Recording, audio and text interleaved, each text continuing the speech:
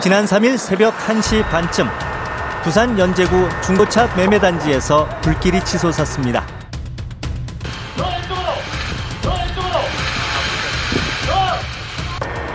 불은 밤새 중고차 570여 대를 태우고 소방서 추산 35억 원의 피해를 낸 뒤 아침 7시가 돼서야 잡혔습니다. 하룻밤새 숫동이로 변한 승용차들의 모습도 화제였지만 현장에서 찍힌 한 장의 사진이 더욱 큰 화제를 모았습니다. 희생, 의로운 사람, 이웃을 위해서 수고한다, 고생한다. 그 불쌍하다.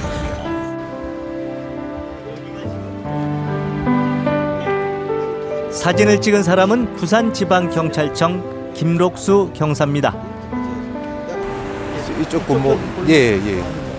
저쪽에 보이는 저쪽 이제 녹색, 초록색 칠해지는 계단.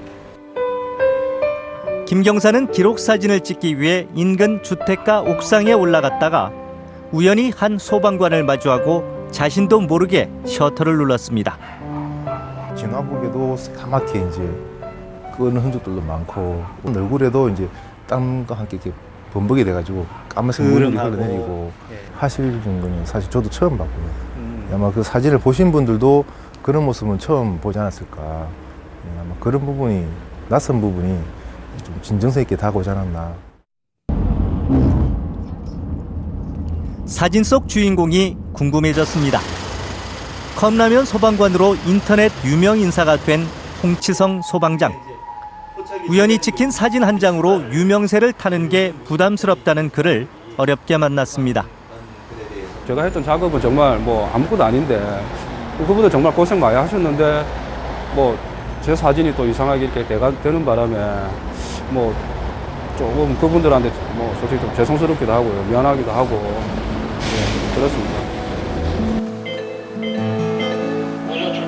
그날 야근을 하던 홍 소방장은 새벽 3시 현장에 투입됐고 큰 불길이 잡힌 뒤인 아침 8시쯤 공기호흡기에 산소를 채우러 나왔다가 컵라면으로 허기를 달래던 중이었습니다. 정말 아무것도 아닌데 아무 일도 아닌데 그냥 저희들 평상시 뭐 일상적으로 하는 생활인데 이런 부분을 보고 너무 많은 관심을 가져주시니까 솔직히 뭐 너무 많이 부담스러워서 좀 그랬습니다.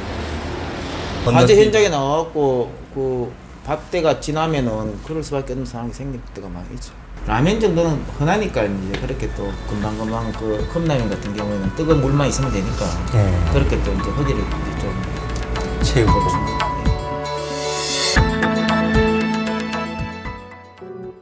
지난 4일 인터넷에 12년차 현직 소방관의 호소문 하나가 올라왔습니다. 방화복 없이 소방관 생활한 지 만 2달이 넘었습니다. 소방관이 방화복이 없다니 말이 안 되죠. 그런데 실제로 그런 일이 벌어졌고 아직까지 해결이 안 되고 있습니다. 소방관들에게 안전성 성능 검사를 받지 않은 미검증 방화복이 보급됐다는 소식이 언론을 통해 알려진 건 지난 2월. 국민안전처는 곧바로 2만 벌에 가까운 문제의 미검증 방화복을 회수했습니다. 그리고 빠른 시일 내에 대체 방화복을 지급하겠다고 했지만 지금까지 지급되지 않은 겁니다. 수하는 시도 같은 경우는 지금 방화복이 부족하니까 기존에 지금 사람들이 하나를 가지고 3명이서 이렇게 돌려가면서 지금 입고 있다고. 여기 제가 근무하는 곳에서는 옛날 우리가 사용했던 방화복, 노화된 장비를 꺼내서 옛날 낡은 방화복을 이제 가지고 있으니까. 그런데 뭔가 이상합니다. 관련 규정에는 현장 소방관에게 방화복을 2벌씩 지급하도록 돼 있습니다. 문제가 생겨서 방화복을 반납하더라도 여유분의 방화복 1벌은 있어야 합니다. 거의 2벌을 받은 사람이 없습니다. 거의 한 벌로 해서 입고 있었죠. 여유분으로 1벌이 더 있었다면 좋았을 텐데 거의 털어내가지고 사실 있는 그런 수준이죠. 지난 2009년 대우 일렉트로닉스 공장에 화재가 발생했습니다. 일순간에 폭발적으로 화염에 휩싸이는 이른바 플래시 오버 현상이 일어났습니다. 방화복을 입었는데도 소방관 5명이 2도, 3도의 중화상을 입었습니다. 어색한 듯한 느낌? 방화복을 입어줘도 방화복 안이 너무 뜨거운 상태였습니다. 방화복 성능 개선 요구가 일었고 소방당국은 2010년부터 지금의 노란색 특수 방화복을 보급하기로 결정했습니다. 신형 방화복은 열에 강한 아라미드 원단을 사용합니다. 구형 방화복이 섭씨 220도 정도의 열에 견디는 데 비해 신형 방화복은 400도 정도에도 견딜 수 있습니다. 소방 특수 방화복이 요구하는 수준 중에 열적 형태 안정성이라는 게 있습니다. 뜨거운 금속구를 감쌌을 때 이 원단의 형태 변화가 없어야 된다. 그런 기준이 있는데 예전에 검정색 같은 경우는 조금 그게 불안했죠. 그런데 어찌된 일인지 특수 방화복을 보급하기로 한 이후에도 화재 현장엔 상당 기간 검은색 구형 방화복 그대로였습니다.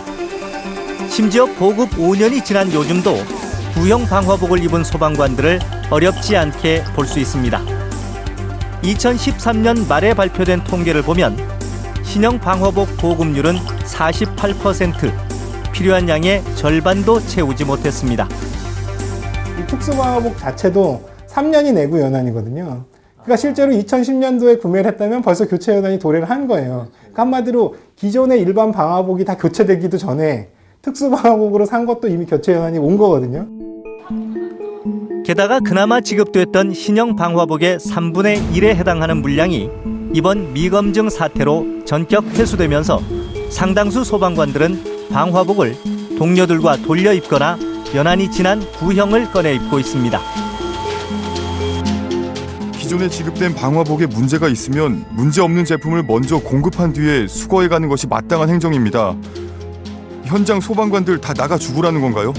군대로 비유하면 군인한테 총 없이 철모 없이 전쟁하라는 소리입니다. 그런데 최근 회수된 미검증 방화복은 검사 절차를 지키지 않았을 뿐 성능에는 문제가 없다는 주장이 제기됐습니다. 그럼 대체 무엇이 잘못된 걸까? 안녕하세요, 사장님. 방화복 제조업체를 찾아가 자세한 내막을 알아보기로 했습니다.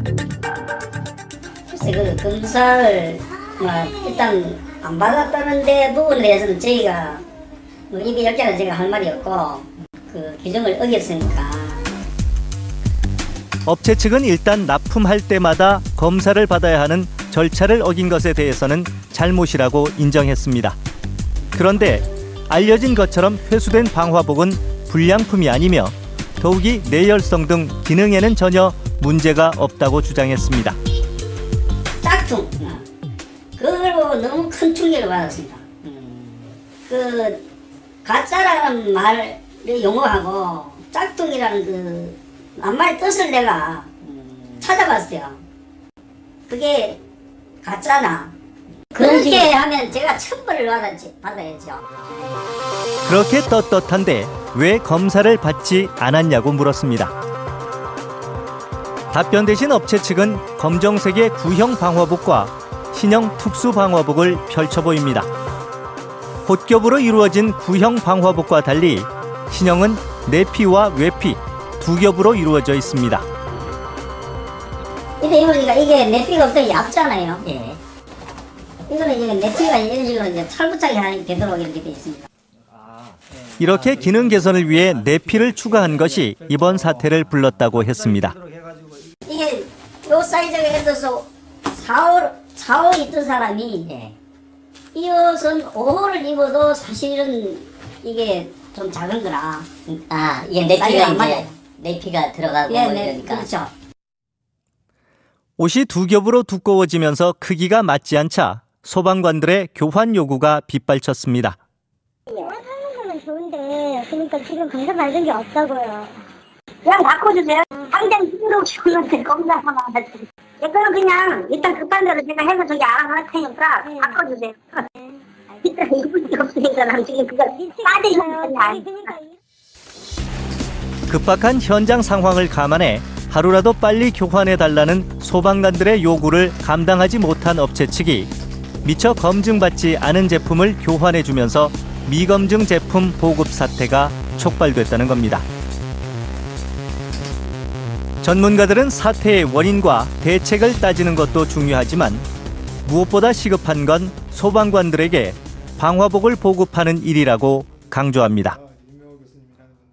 이제 여러 가지 방법들이 있겠지만 우선 기본적으로는 수요 예측에 관련된 분들 명확히 해야 되는 거죠, 사실. 그러면 지금 현재라도 지금 이제 만들어 놓은 각 사이즈별로라도 각 서별로에도 사이즈별로 가서 입혀라도 보고 나한테 맞는 사이즈를 적어서 내라라고 하든지 나름대로 그런 수요 예측을 명확히 하고.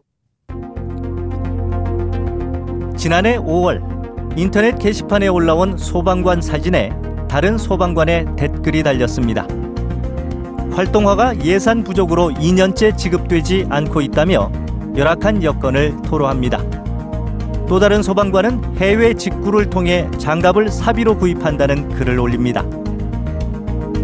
그러자 한 소방관의 아내는 남편과 같은 직종이라면서 어떤 제품을 사면 좋으냐고 물어옵니다.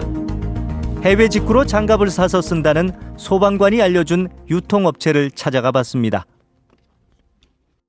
하는 거죠. 네, 지방에 있는 소방관분들도 많이 나간 편이에요. 네. 작년 이제 올 초까지 이 열 저항 이 글러브만 한 600에서 700켤레 정도가 나간 것 같아요. 그런데 이 장갑은 화재 진압용 장갑이 아닙니다. 방송이나 무대장치 분야에서 뜨거운 조명을 다룰 때 사용되던 것이 소방관들 사이에 입소문을 타면서 팔리기 시작한 겁니다. 공연에 사용하는 조명도 상당히 뜨겁기 때문에 그거를 이제 빨리 이제 교환하기 위하면 이런 장갑을 안 낄 경우에는 그냥 그 램프가 식을 때까지 기다려야 되는데 이 장갑을 끼면 250도까지 버틸 수 있으니까 바로 이제 램프를 이제 만질 수 있는 그런 환경이 되는 거죠. 장갑의 경우 물에 자주 젖는 데다 험한 작업 환경 탓에 쉽게 닳아서 대개 1년이면 구멍날 정도라고 소방관들은 말합니다. 출동이 잦으면 거의 한 1년 정도 쓰고 앞부분이라든가 그런 손가락이 앞쪽 부분이 터져버리고 그러거든요.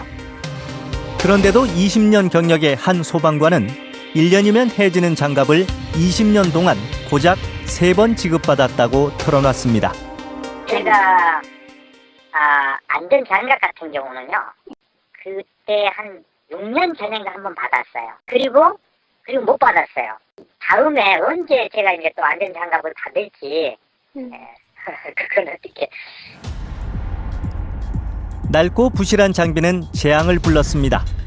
노후된 사다리가 끊어지고 오래된 로프에 의지한 채 고양이를 구하려던 소방관은 순직했습니다. 화학약품 누출 사고 현장에 화학복 대신 방화복을 입은 채 출동하기도 합니다.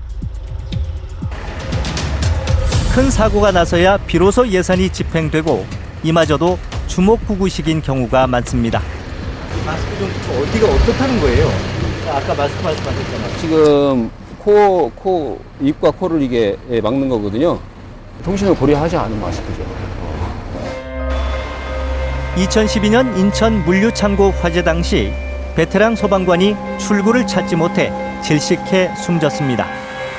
이후 일선 소방서엔 위치 추적기와 무전 장비들이 보급됐지만 정작 현장에선 무용지물이 됐습니다.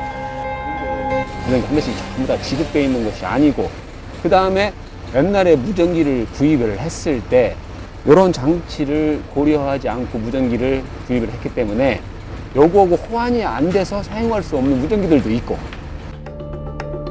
문제가 생길 때마다 땜질식 구입을 하다 보니 구입 시기별로 기계 장치가 달라 호환도 어렵다는 겁니다. 들어가면 일단 아무것도 않고 뭐 통신도 안 되고 서로 대화도 안 되는 상태에서 먼 현장에 들어가면 작전이 되고 뭐 그러겠습니까? 그러니까 눈치로 알아서 그냥. 그렇죠. 자기가 알아서 하는 거예요. 우리나라 국민이 가장 신뢰하는 직업은 뭘까요? 다름 아닌 소방관, 119 대원입니다. 희생과 헌신의 가치가 어떤 직업보다도 높기 때문일 겁니다. 직업에 대한 자긍심이 클만도 한데 소방관 20%는 임용 5년 내 그만둡니다. 최근 5년간 소방관은 한 해 평균 6명이 순직했고 325명이 부상했습니다. 다시 태어나도 소방관 될 것 같아요. 저는 안 오고 싶어요. 앞으로 태어난다면 소방관도 안 오고 공부 열심히 해가지고 좀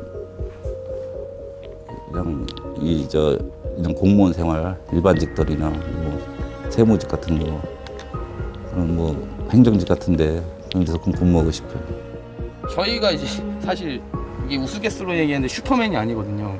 장비가 있고 저희가 이제 일반인들이랑 비교했을 때 훈련을 많이 해서 장비를 잘 운용한다는 거지 뭐 특별히 뭐 맨몸으로 할 수 있는 거는 거의 없거든요. 저희는 안전할 것 같고 뭐 저희는 당연히 더 다른 능력을 가지고 있을 것 같고 근데 똑같은 사람이거든요. 그래서 저희 똑같은 누군가의 뭐 아들이고 뭐 누군가의 아버지고 어머니고 이렇게 똑같은 사람으로 봐주셨으면 좋겠어요.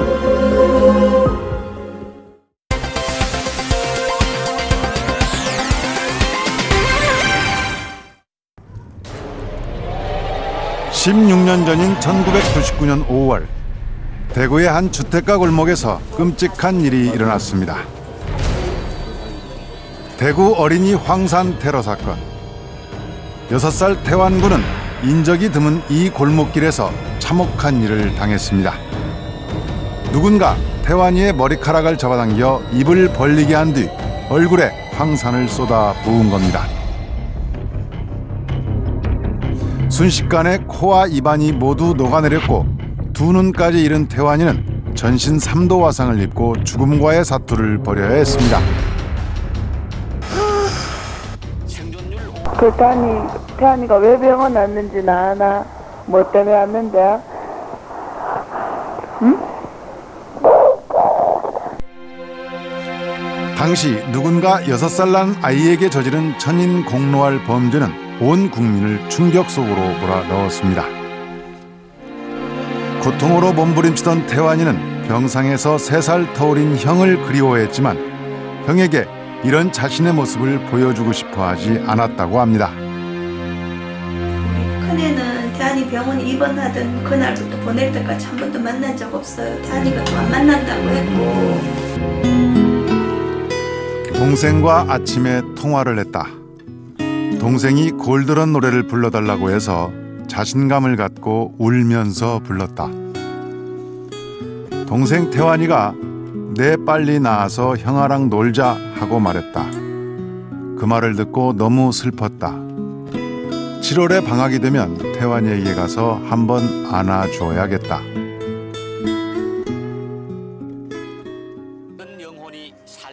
동생을 한번 안아주고 싶다던 형의 바람은 끝내 이루어지지 못했습니다. 49일의 힘겨운 투병 생활 끝에 태완이는 숨을 거두었습니다.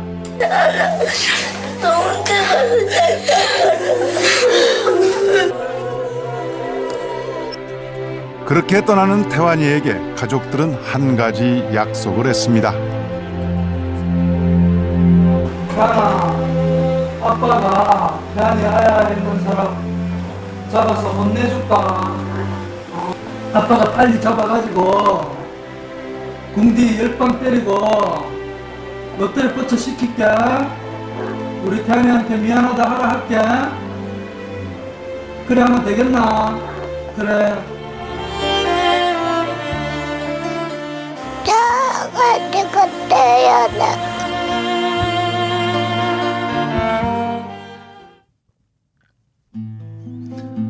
지난달 14일 인터넷 한 포털 사이트에 대구 황산 테러 태완이 엄마입니다라는 제목으로 살인죄 공소시효 폐지를 위한 청원 글이 올라왔습니다. 태완이를 보낸 지 16년. 태완이 엄마는 무슨 말이 하고 싶었던 것일까요? 공소시효 폐지 관련 나고라는 3월 14일 날 올렸고요. 그러니까 태안이 관련돼서 서명은 많이 올라온 편이에요. 다른 거에 대해서 보니까. 살인죄 공소시효 폐지를 위한 청원글에는 현재 2만 명이 넘게 서명을 했습니다. 격려행위면 되죠. 네? 격려.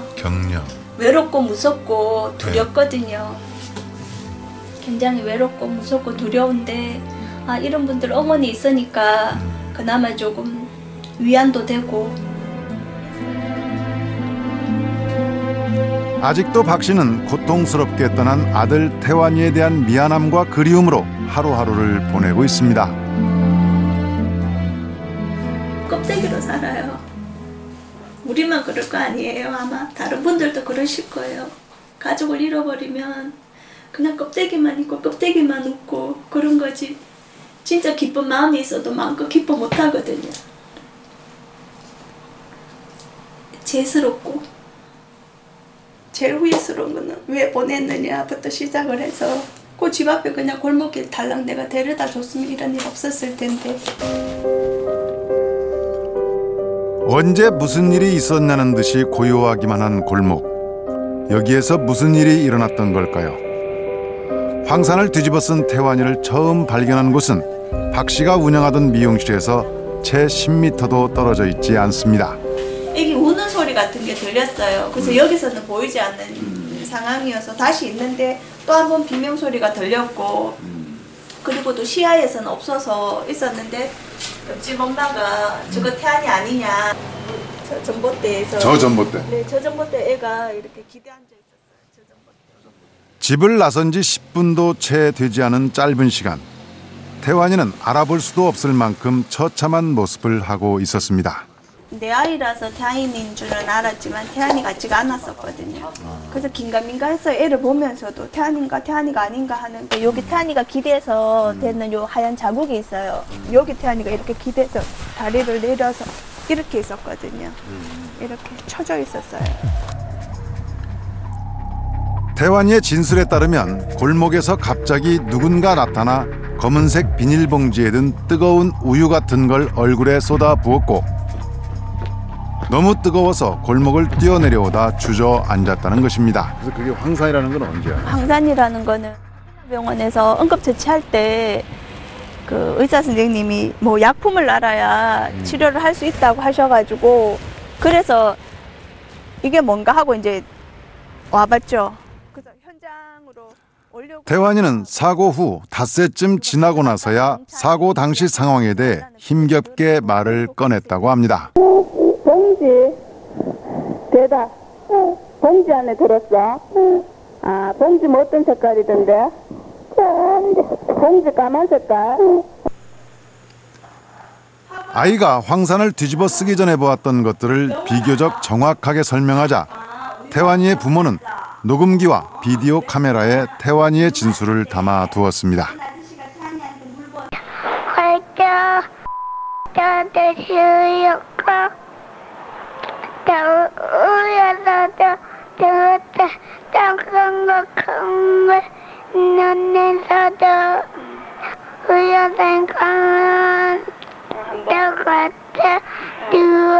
뜨거워서 집으로 오려고 하는데 엄마 그거 하나 뜨거우니까 옷이 저절로 찢어지더라. 그러면서 옷이 저절로 조금 찢어질 때 아저씨가 불렀고 그래서 뭐라고 부르더노 하니까 태환아 라고 한 번 불렀대요. 그래서 뜨거워도 오니까 옷이 점점 더 떨어지고 내려왔다라고 표현을 하거든요. 사고 직전 골목에서 본 사람, 사고 당시 들었던 목소리. 태환이가 지목한 사람은 다름 아닌 태환이와 한 동네에 살고 있던 이웃 아저씨라는 겁니다.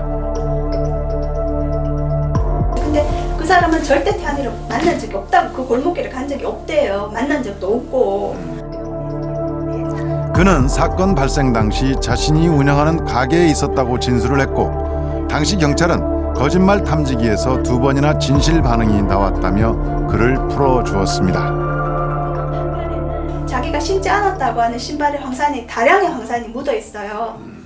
그러면 그것도 그때 당시에 자기네들은 봤을 거 아니에요, 수사관들은. 그럼 의문점을 가지고 그거를 분석을 했었어야 되잖아요. 그거 안 했다는 거예요. 거기에 대한 분석 결과는 없어요. 황산이 묻은 옷과 함께 보관한 탓에 구두에 황산이 왜 묻었는지 정확한 근거를 알 수 없었다는 것이 담당 경찰의 입장이었습니다. 초동 수사에서는 이렇게 결정적인 단서마저 놓쳐버리고 말았습니다. 지금도 좀 아쉬운 게 그 초동 수사 면에서 좀 미흡했지 않느냐는 그런 생각이 듭니다. 주로 태환군 부모님의 주변 상황, 또 원한 관계 그런 점에서 수사가 이루어지다 보니까 결국은 이 수사가 미궁에 빠지지 않았나. 그때 태환이 진술이 교수님 안 받아들여진 것 같은데 네. 왜 안 받아들였어요? 태환이 엄마 박정숙이가 태환이한테 유도성으로 범인으로 몰고 가려고 한다. 그런 식의 얘기는 제가 들었어요. 근데 어때요? 그때 그렇게 그런 의도로 태환이한테 말을 시키셨어요? 생각해보세요. 제가 그 사람이 내 원수도 아니었는데 제가 왜 그걸 애한테 시키냐고요. 숨도 제대로 못 쓰는 아이한테. 태환이가 봤다 하길래 어디서 어떻게 봤냐고 물었는 거고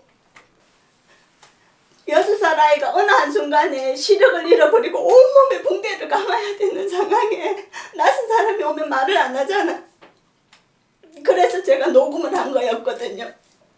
그 녹음을 형사들한테 들려줘가지고 이렇게 물으면 안 된다. 조금 더 구체적으로 물어가 메모까지 해줘가지고 그 메모대로 물은 거였는데 어렵게 생명의 끈을 이어가던 태환이는 투병 49일 만에 숨을 거두었고 경찰은 범인을 잡지 못한 채 2005년 수사본부를 해체했습니다. 태환 군에게 제가 만약에 범인을 잡는다면 어떻게 했으면 좋겠냐고 물었을 때 아저씨 때려주세요 하는 그 말이 너무나 지금 생각해도 좀 가슴이 아팠죠.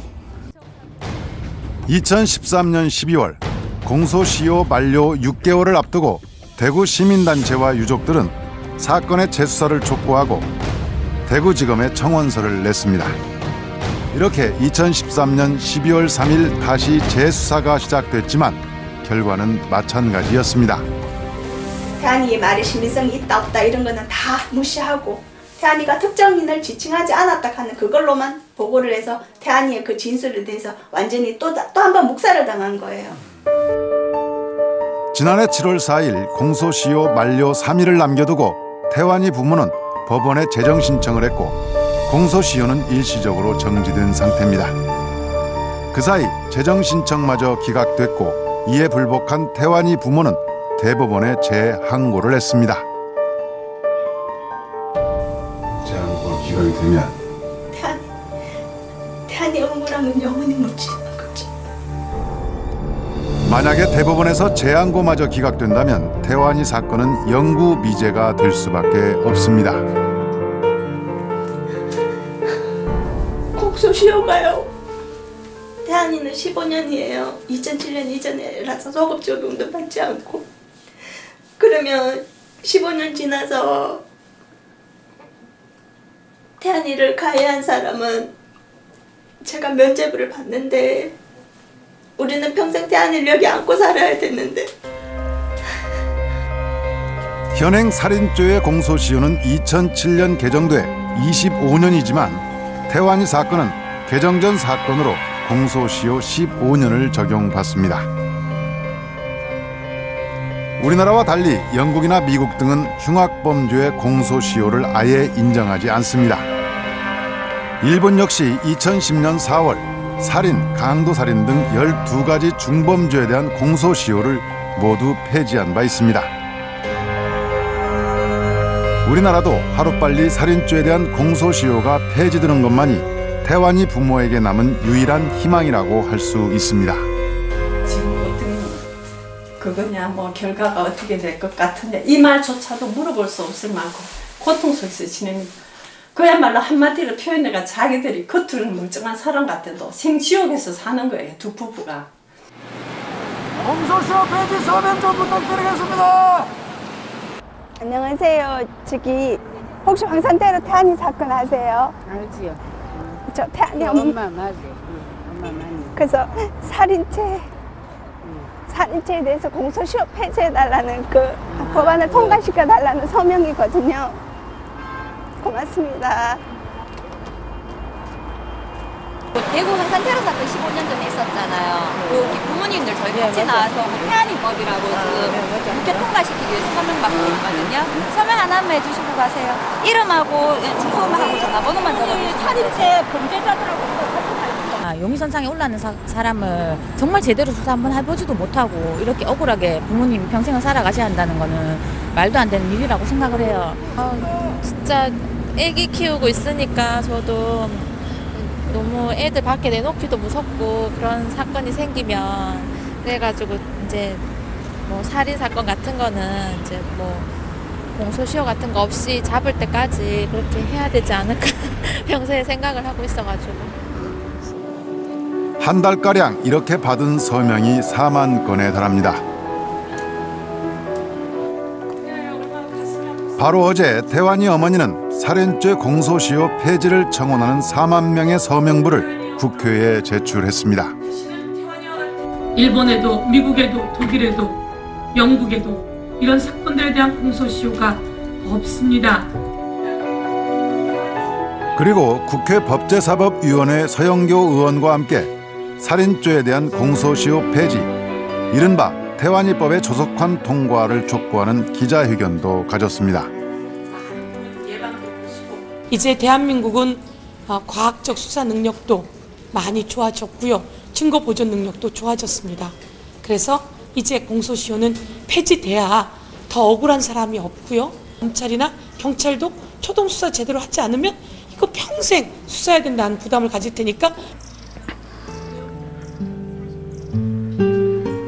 16년 전 엄마 곁을 떠난 6살 태환이는 작은 절 한켠에 이름 모를 나무 밑에 뿌려졌습니다.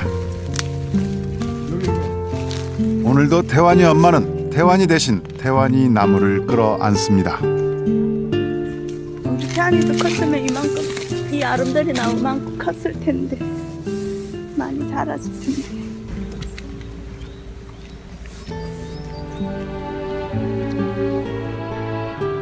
여기 오면 어떻게 마음이 좀 더 아파요. 오면 더 아파. 내가 왜 이 나무를 껴안고 태환이 대신해서 이 나무를 껴안아야 되는지. 다음에는 좋은 소식 가지고 와야지. 다음에는 좋은 소식 가지고 올게. 그리고 갔는데 매번 똑같은 상황으로 오니까. 6살 태환이에게 끔찍한 일을 저지른 가해자는 공소시효 제도로 인해 곧 면죄부를 받게 될지도 모릅니다. 2012년 이후 여러 명의 국회의원들이 살인죄 공소시효 폐지 법안을 내놓았지만 정작 국회 차원에서 진지한 논의 없이 3년째 잠을 자고 있습니다. 국가가 억울하게 목숨을 잃은 국민의 생명에 대해 진심으로 안타깝게 생각한다면 이번에 발의된 태환이법은 하루빨리 통과되어야 할 것입니다. 내가 나쁜 사람 잡아서 엄마가 사과하게 해줄게. 아빠가 태환이가 붕대가 여기까지 감겼어요. 요 손만 잡으면서 아빠가 나쁜 사람 잡아서 혼내줄게. 마지막 보낼 때 그 한 약속이었는데 그 약속 못 지키고 어떻게 태환이를 보내줘요. 못 보내주지. 못 보내주는 게 아니라 보내줄 수가 없어요.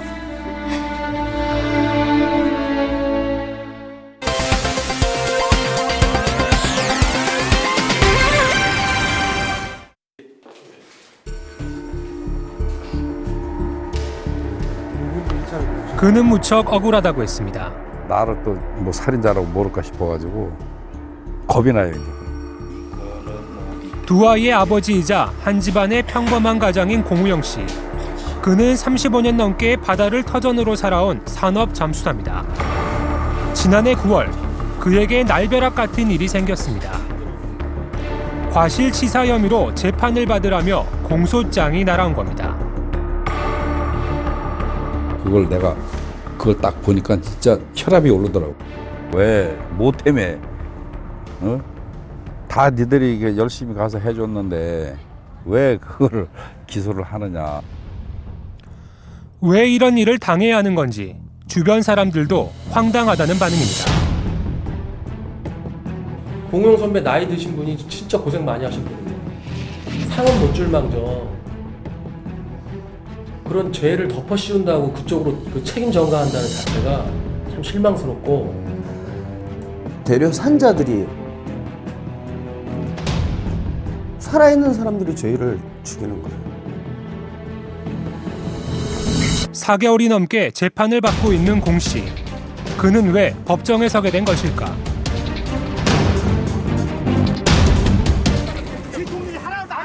지난해 4월 17일 진도 팽목항. 16일 날 저녁인가 언제 그거 뭐 사망자가 또 뭐 한 300명 이상 실종자가 그렇게 얘기가 돼가지고 이거는 뭐 인양보다 실종자 수습이 우선이겠다고 이제 그런 생각을 갖고 이제 거기 내려갔죠. 전국에서 수많은 잠수사가 모였습니다. 35년 경력의 공우영 씨도 그중 한 사람이었습니다. 민간 잠수사들 가운데 최고참이었던 공 씨는 자연스럽게 감독관 역할을 하게 됩니다. 현장에 딱 가니까 다 이제 뭐 후배들이고 나이도 어리고 누군가는 나서서 이끌어줘야지 팀워크가 잡혀서 사고가 안 나고 능동적으로다가 이게 대처해 나갈 수가 있겠더라고. 그래서 그런데 막바지 수색 작업이 한창이던 지난해 11월 공 씨는 피고인 신분으로 법정에 섰습니다. 수색 작업이 한창 진행 중이던 지난해 7월 수색 작업에 참여했던 민간 잠수사 공우영 씨는 피의자 신분으로 해경의 조사를 받습니다. 그는 어떤 죄를 지었던 걸까요? 이유는 한 민간 잠수사가 수색 도중 사망했던 지난해 5월 6일로 거슬러 올라갑니다. 오늘 오전 6시 7분경 수중 수색을 위해 입소한 민간 잠수사가 응급치료를 실시하였으나 사망으로 판정되었습니다. 지난해 5월 6일 민간 잠수사 이광욱 씨가 세월호 수색 작업 도중 숨졌습니다. 하루 전날 수색 현장에 도착해 처음 입수한 지 2분 만이었습니다.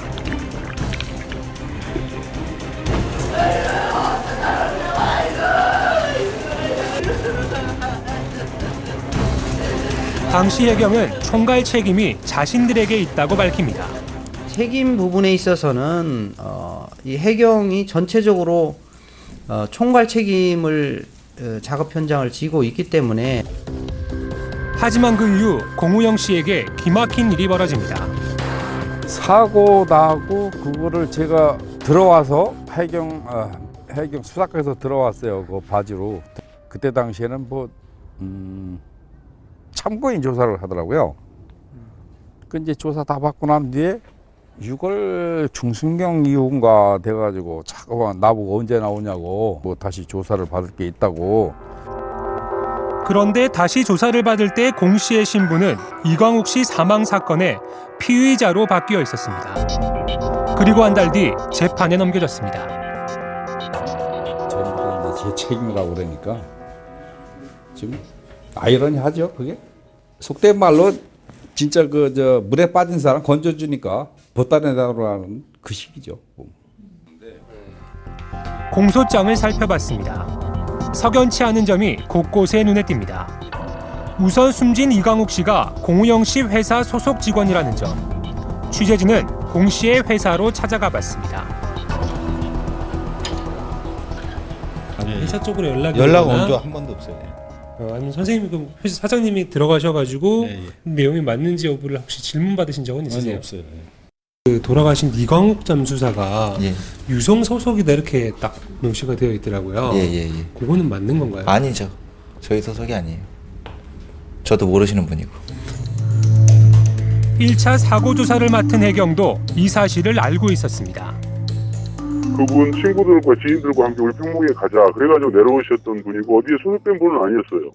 분명하게 공회의사하고 거기 이광욱 씨하고는 안면도 없는 사람이었어요. 그렇다면 왜 검찰은 이광욱 씨가 공우영 씨 회사 소속 직원이라고 공소장에 명시한 걸까? 취재진은 검찰 측에 연락을 취했지만 정확한 답을 들을 수는 없었습니다. 재판 중인 사건에 대해서 이야기하는 게 적절해 보이진 않았어요. 그럼 이광욱 씨는 어떻게 수색 현장에 오게 된 것일까? 취재진은 고 이광욱 잠수사의 가족을 만나봤습니다. 5월 4일 날 내려간 거죠. 해경에서 그 임명구조협회인가 그 사람을 구한다. 그 잠수부 모집을 한다 그래갖고 내려간 거거든요. 그러니까 결론은 해경에서 부른 거죠. 동료 잠수사의 증언과도 일치합니다. 저는 이제 이쪽에 일이 바빠가지고 사실 거기 갈 짬이 없었어요. 근데 이제 그쪽에서 그 해경 측에서 요청을 한다라고 해가지고. 민간 잠수사 추가 투입 계획은 지난해 5월 4일 결정됐습니다. 해경은 브리핑을 통해 이를 공식적으로 밝혔습니다. 잠수요원들의 피로 누적을 감안하여 잠수사를 추가 확보 중에 있으며 오늘은 검증된 민간 잠수사 13명을 신규 투입할 예정입니다. 하지만 현장에 있던 잠수사들은 추가 투입을 반대했다고 합니다. 공영 선배님이 어떤 잠수사가 들어와도 잠수 역량이 얼마큼 되는지 모르기 때문에 부르지 말라고 했거든요. 공우영 씨 역시 그날 일을 정확히 기억하고 있었습니다.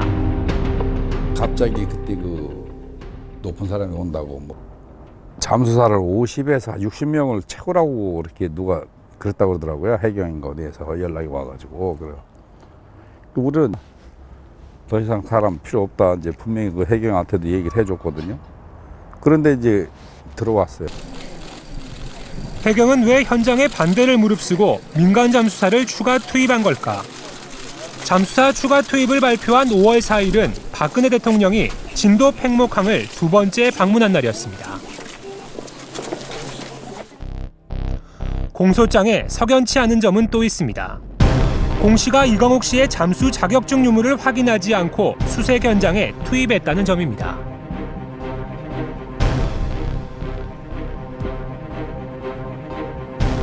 모집하는 사람이 그거를 다 조사해서 와야지.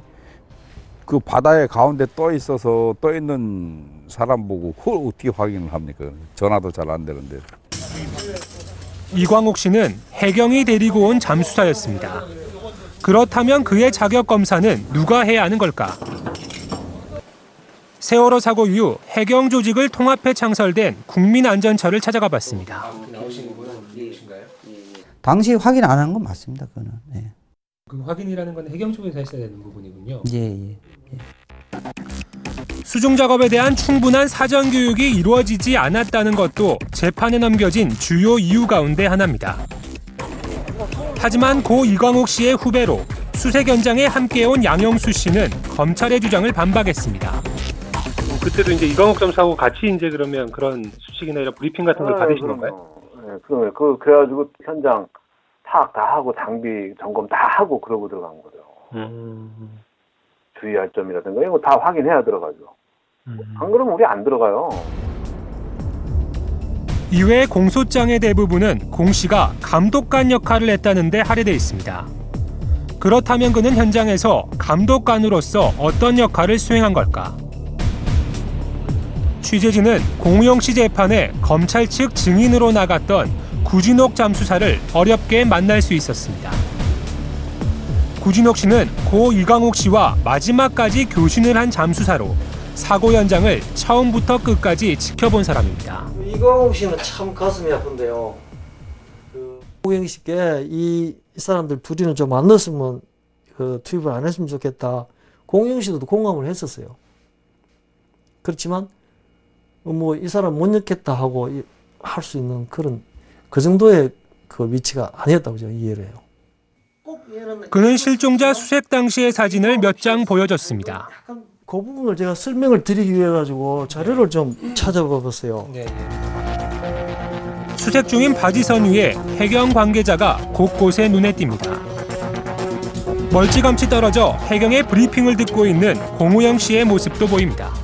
해경에서 지시를 받아가지고 오늘 이렇게 하자.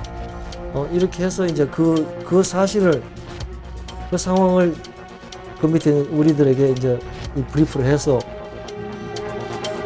결국 잠수사 관리의 총괄적인 책임은 해경이 지고 있었다는 겁니다. 감독관이라는 명칭을 달아버리니까 마치 그 현장을 조금 감독한 것처럼 이렇게 만들어 놓은 거라. 근데 그 사람한테 주어진 권한은 아무것도 없어. 수색 현장을 총괄했던 해경은 이광옥 잠수사 사망 사건과 관련해 누가 조사를 받았을까? 해경 쪽에서는 그러면 이게 뭐 관련해서 조치가 되거나 어떻게 된 거? 그런 분은 없었습니다. 그분들은 전혀 좀 조사 같은 건 안 됐던 건가요? 나머지 분들은 뭐 정부 쪽에 뭐 누가 그것을 관리를 잘했는지 잘못했는지 그것은 조사 대상이 아니었습니다. 결국 해경은 아무도 조사를 받지 않고 공우영 씨 단 한 명이 모든 책임을 뒤집어 쓰게 된 겁니다. 왜 이런 상황으로 이어진 걸까? 제가 봐도 공우영 이사한테 몇 번 정말 죄송하다고 이런 그 담당 형사가도 직접 통화도 하고 하면서 참 많이 억울하시겠다 이런 생각도 많이 들었죠. 취재진은 이광옥 씨 가족들 진술에서 실마리를 찾을 수 있었습니다. 애초에 해경 본부에서 나왔을 때는 이거는 누군가 책임질 사람이 있어야 된다. 결론은 나중에 보니까 공우영 씨더라고요. 하지만 해경 측은 이광옥 씨 가족들이 공 씨의 처벌을 강하게 요구했다고 말합니다. 책에 나와 있는 대로 원리 원칙대로 한다는 것도 정말 어렵습니다. 하지만 다 양자간에 가족 입장에서 굉장히 그걸 왜 공무원 기사를 입건 안 하느냐라고 가족들이 했었고 피해자 가족 굉장히 많이 강하게 처벌을 못하고 이광옥 씨 가족들은 해경의 주장을 반박합니다. 저희는 그런 적 없어요.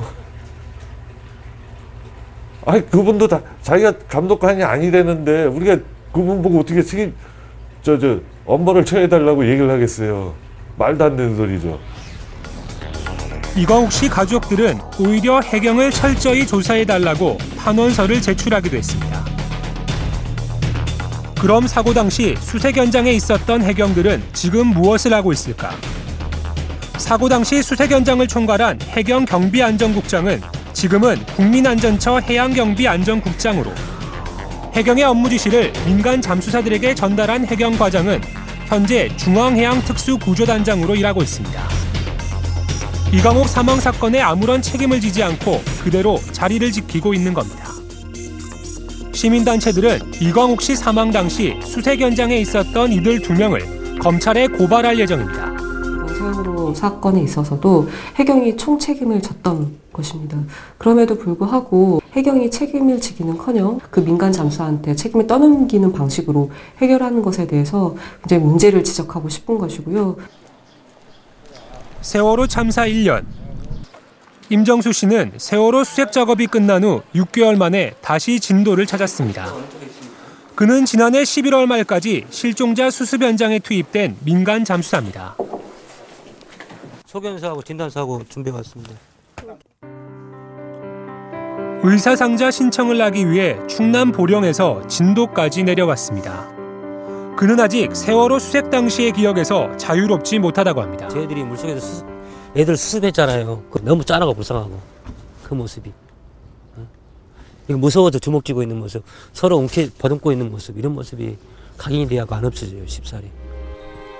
게다가 수색 작업 이후 골괴사 판정까지 받았습니다. 뼈가 썩어 인공관절을 삽입해야 하는 겁니다. 하지만 수술은 언감생심. 이미 들어간 치료비도 버거워 지금은 치료를 중단했습니다. 지원 안 되고 있고 저 개인적으로 치료비는 계산을 하고 나왔습니다. 일단은. 어느 정도? 500만 원 가까이 나왔으니까요. 해경은 세월호 참사가 발생하자 치료비와 보상 모두 책임지겠다며 잠수사 동원령을 내렸습니다. 하지만 민간 잠수사들의 치료비와 보상금 집행을 맡은 지자체는 법적 근거가 없다며 집행을 미루고 있습니다. 그 전에 그 좋았던 마음 이게 다 없어졌어요. 이제 뭐 이 속에는 분노만 나오죠, 분노. 야, 어떻게 이렇게까지 우리를 버릴 수가 있나. 이번 세월호 특별법에도 민간 잠수사들에 대한 치료비와 보상금에 관한 내용은 완전히 빠졌습니다. 국제 기준이라든가 이런 거에 비추어 본다면 이 민간 잠수사, 그러니까 그런 작업에 참여했던, 구조 작업에 참여했던 그런 사람들도 사실 다 피해자 범위에 포함되거든요. 근데 우리는 철저하게 이 사람들은 피해자로 지금 넣지 않고 배제시켜버린 거잖아요. 세월호 유가족들과 실종자 가족, 그리고 수색에 참여했던 사람들까지 여전히 고통을 호소하고 있는 지금, 우리는 세월호 참사의 책임을 누구에게 물어야 할까요? 세월호 참사 1년이 지난 지금, 여전히 고통받고 있는 민간 잠수사와는 달리 세월호 수색 작업을 총괄한 해경은 어떤 처벌을 받았을까? 구조 실패에 직접적인 책임을 물어 법적 처벌을 받은 사람은 사고 현장에 가장 먼저 도착한 123정 정장 한 사람뿐입니다. 감사원이 징계를 요청한 해경 절반 이상은 징계가 완화됐습니다. 감사원은 청와대는 조사하지도 못한 채 감사를 종결했습니다. 철저한 진상규명과 책임자를 엄중문책하겠다던 정부의 공언은 말뿐이었던 겁니다. 아무것도 못하고 이렇게 버림받고 바보 된 거 같아요. 그거에 대한 게 좀 그게 안타까워요. 다시 이런 참사가 발생하면 어느 누가 현장으로 달려갈 수 있을까? 민간 잠수사들의 외침이 묻히지 않도록 모두가 귀를 기울여야 할 때입니다.